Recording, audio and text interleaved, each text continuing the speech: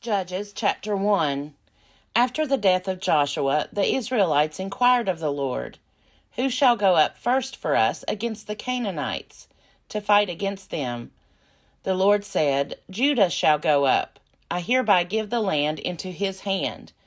Judah said to his brother Simeon, "Come up with me into the territory allotted to me, that we may fight against the Canaanites.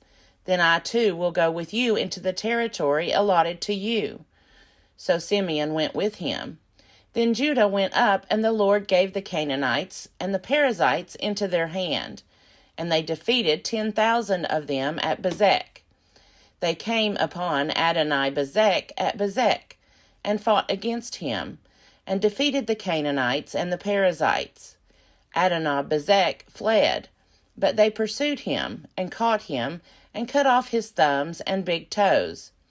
Adoni-Bezek said, 70 kings with their thumbs and big toes cut off used to pick up scraps under my table. As I have done, so God has paid me back.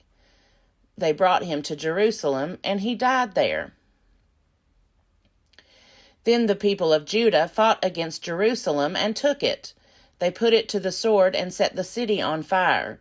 Afterward, the people of Judah went down to fight against the Canaanites who lived in the hill country, in the Negeb, and in the lowland. Judah went against the Canaanites who lived in Hebron. The name of Hebron was formerly Kiriath Arba, and they defeated Sheshai and Ahiman and Talmai. From there they went against the inhabitants of Debir. The name Debir was formerly Kiriath Sepher. Then Caleb said, "Whoever attacks Kiriath Sepher and takes it, I will give him my daughter Achsah as wife."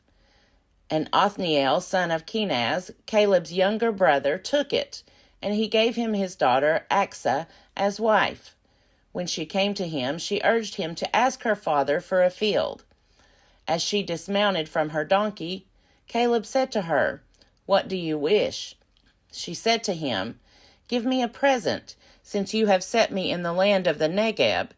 Give me also Gulath-Maim." So Caleb gave her Upper Gulath and Lower Gulath. The descendants of Hobab the Kenite, Moses' father-in-law, went up with the people of Judah from the city of palms into the wilderness of Judah, which lies in the Negeb near Arad. Then they went and settled with the Amalekites. Judah went with his brother Simeon, and they defeated the Canaanites who inhabited Zephath, and devoted it to destruction. So the city was called Hormah. Judah took Gaza with its territory, Ashkelon with its territory, and Ekron with its territory. The Lord was with Judah, and he took possession of the hill country, but could not drive out the inhabitants of the plain, because they had chariots of iron. Hebron was given to Caleb, as Moses had said, and he drove out from it the 3 sons of Anak. But the Benjaminites did not drive out the Jebusites who lived in Jerusalem. So the Jebusites have lived in Jerusalem among the Benjaminites to this day.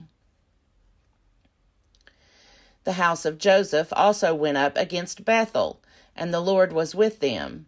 The house of Joseph sent out spies to Bethel. The name of the city was formerly Luz. When the spies saw a man coming out of the city, they said to him, "Show us the way into the city, and we will deal kindly with you." So he showed them the way into the city, and they put the city to the sword, but they let the man and all his family go. So the man went to the land of the Hittites and built a city, and named it Luz. That is its name to this day.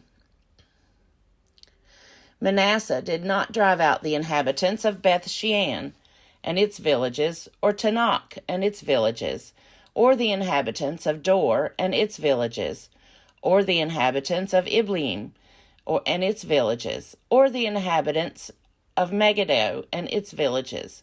But the Canaanites continued to live in that land.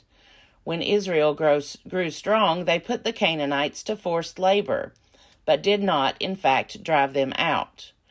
And Ephraim did not drive out the Canaanites who lived in Gezer, but the Canaanites lived among them in Gezer. Zebulun did not drive out the inhabitants of Kitron, or the inhabitants of Nahalol, but the Canaanites lived among them and became subject to forced labor. Asher did not drive out the inhabitants of Akko, or the inhabitants of Sidon, or of Alab, or of Akzib, or of Helba, or of Aphik, or of Rehob, but the Asherites lived among the Canaanites, the inhabitants of the land, for they did not drive them out.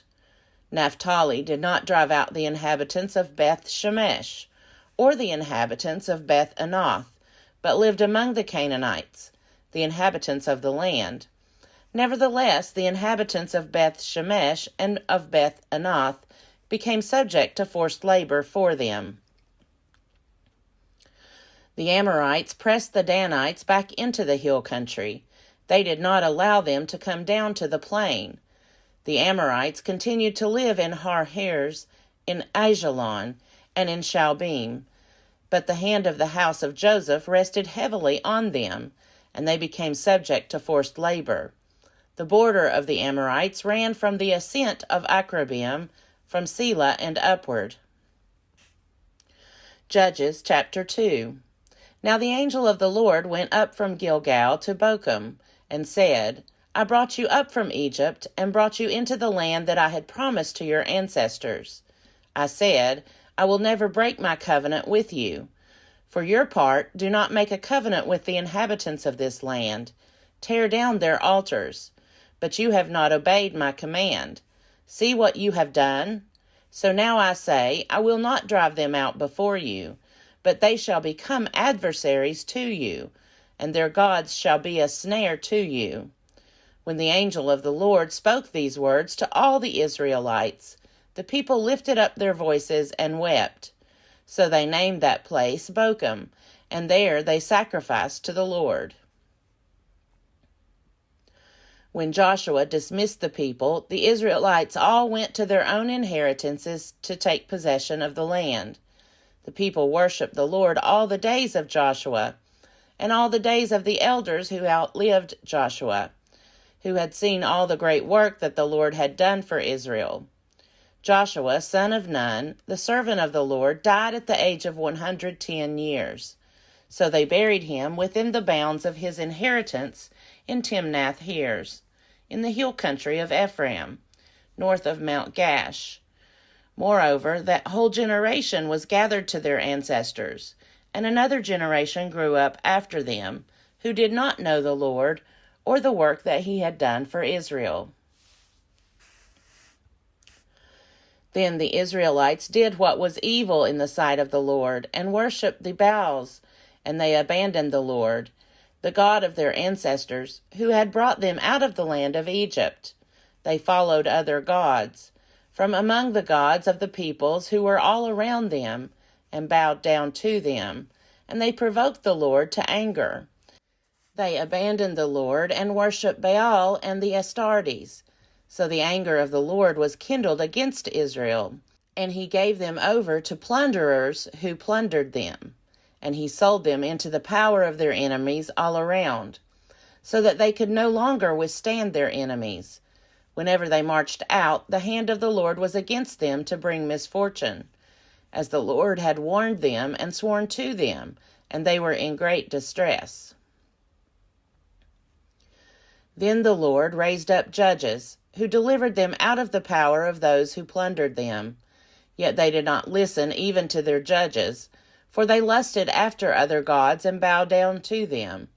They soon turned aside from the way in which their ancestors had walked, who had obeyed the commandments of the Lord. They did not follow their example.